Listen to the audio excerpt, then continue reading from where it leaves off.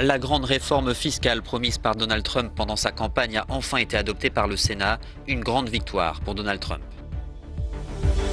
La grande réforme fiscale promise par Donald Trump pendant sa campagne est enfin adoptée.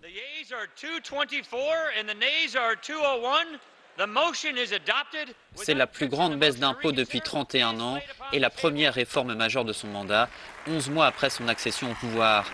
Dans une mise en scène soigneusement travaillée, Donald Trump savoure sa victoire. Pas de véritable discours, mais un ton direct qu'il affectionne. Nous avons battu tous les records. Je dis toujours que c'est la plus énorme baisse d'impôts de l'histoire de notre pays et la plus grande réforme. C'est vraiment quelque chose de spécial.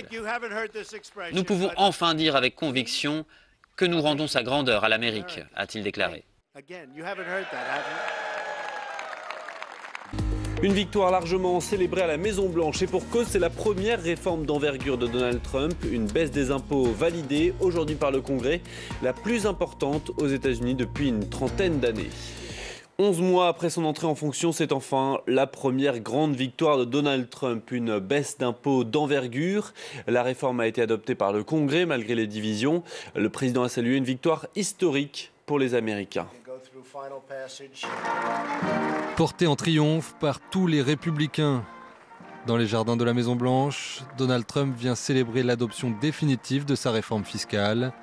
Les différends entre le président américain et une partie de son camp semblent désormais bien loin. Peut-être que vous n'avez pas entendu cette expression, mais nous rendons à l'Amérique sa grandeur. Vous ne l'aviez jamais entendu, n'est-ce pas?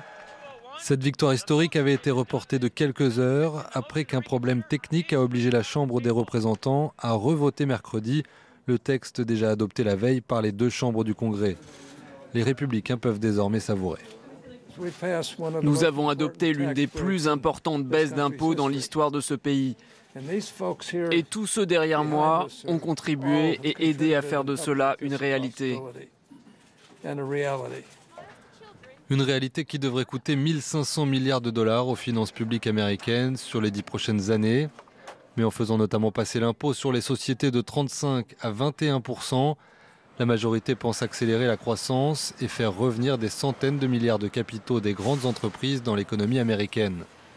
L'impôt sur le revenu des particuliers doit également diminuer, avec une baisse moyenne de 1 600 $ par famille en 2018.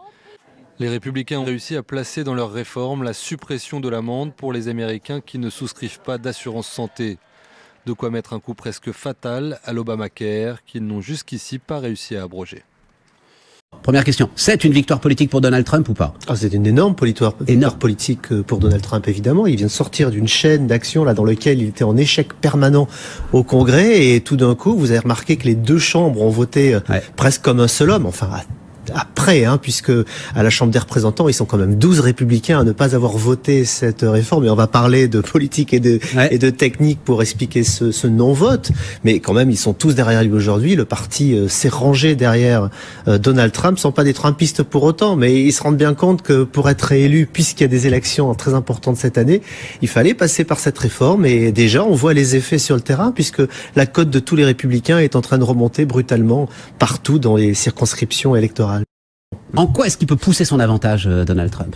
Bien d'abord parce qu'il vient de renverser la machine et c'est vrai qu'aujourd'hui il est le patron du Congrès, ce qu'il n'était pas jusqu'à maintenant. Il était un peu retranché dans sa Maison Blanche et aujourd'hui ces réformes, elles deviennent crédibles quelles que soient les réformes. D'ailleurs, notons qu'il a fait un double strike, si je peux dire comme ça, cette nuit, puisqu'il a en même temps tué l'Obamacare. Donc c'est quelque chose dont on va nous parler dans les prochains jours et nous on va commencer tout de suite, puisqu'il y a une disposition dans cette loi qui supprime l'amende que les gens payaient s'ils ne s'assuraient pas.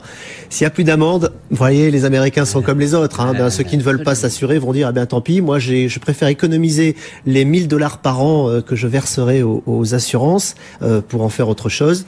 Et donc, ils ne vont plus participer au système et donc les assurances vont monter puisque bien sûr l'assiette sera réduite et qu'elle reposera sur les plus malades, ceux qui ont besoin de s'assurer.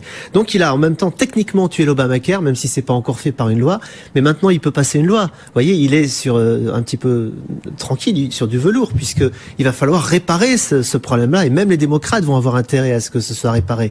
Jean-Éric Brana, les républicains, ok, ils votent la réforme fiscale et j'ai adoré votre explication technique et politique, mais derrière, ils ont quand même un souci avec le déficit budgétaire. Ah oui. Et le plan à 1000 milliards, ils vont pas le laisser faire. Mais non, jamais ils ne voteront 1000 milliards. On est bien d'accord, pas des républicains. Ouais. Alors là, pour le coup, c'est les démocrates qui vont le vouloir, ce plan-là.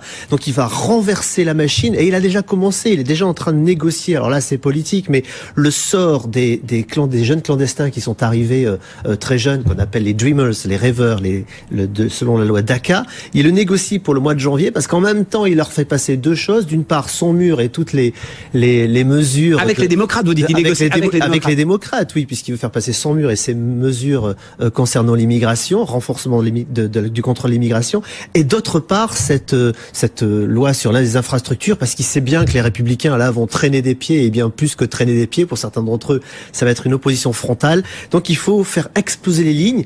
Et maintenant qu'on s'est débarrassé de ce problème de réforme fiscale qui était hautement emblématique, rendez-vous compte, pas de réforme depuis 31 ans quand même, de cette envergure. Donc c'était pas rien. Et bien maintenant, Donald Trump est en train de rentrer dans une négociation un petit peu plus complexe, mais qu'on voit déjà arriver assez clairement. Donc janvier va être un mois particulièrement intéressant. Art of deal, hein, quand même. Il se dit, les gens vont voter pour nous en novembre, le 3 novembre 2018, parce que il y a cette réforme des impôts, et vous savez comment ça se passe aux États-Unis. On reçoit un chèque. C'est pas simplement qu'on le retire de sa déclaration, c'est que au mois de février, les impôts vous envoient un chèque qui a marqué parce que c'est le prélèvement à la source. L'IRS, c'est ça. Donc il y a une correction. Et donc vous recevez un beau chèque, et à ce moment-là, on le sait bien, les gens réinjectent ça en économie, vont s'acheter un frigo, une nouvelle télé. C'est un mois assez extraordinaire pour le commerce. Et cette année, ça va être boosté. On dit que la moyenne va être entre 1000 et 1600 $ par foyer. C'est pas rien quand même, hein. C'est un joli chèque qui tombe à la fin du mois de février, quasiment un 13e mois, en tout cas une très belle prime. Donc c'est ça que les gens vont voir. Et à ce moment-là, c'est ce sur quoi parient les Républicains. Paul Ryan l'a encore dit hier. Il a dit, attendez la fin février, vous allez voir si on va être populaire.